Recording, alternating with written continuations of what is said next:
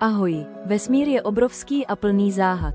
Za 3 minuty ti ukážu ty nejúžasnější věci, které o něm musíš vědět. Vesmír není jen prázdný prostor.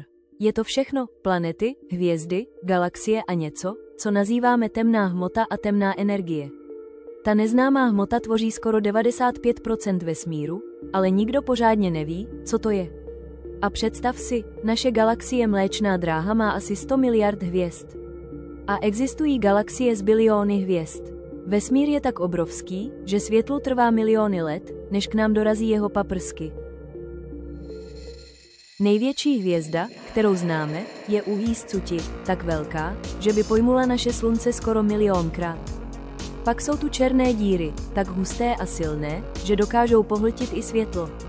Ale vědci teď objevili supermasivní, černé díry v centrech galaxií, které jsou miliony i miliardykrát hmotnější než slunce.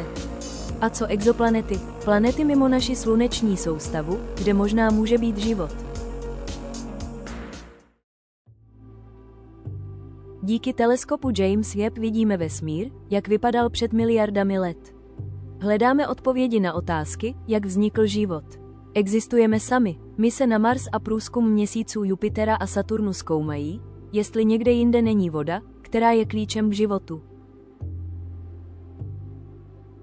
Na internetu a sociálních sítích často najdeme různé konspirační teorie o vesmíru, od tvrzení, že je plochý, až po podivné teorie o tajných mimozemských spiknutích.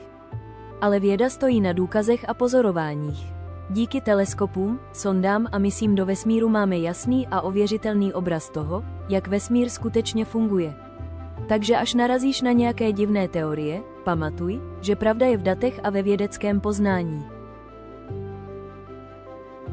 Vesmír je plný záhad, které vědci stále zkoumají. Co třeba temná hmota a temná energie? Tvoří většinu vesmíru, ale zatím nevíme, co přesně to je. A co třeba rychlé rádiové záblesky? Jsou to silné signály z hlubokého vesmíru, jejich původ je stále záhadou. Každý den nás vesmír překvapuje a my se těšíme na nové objevy, které nám pomohou pochopit, jak vesmír funguje.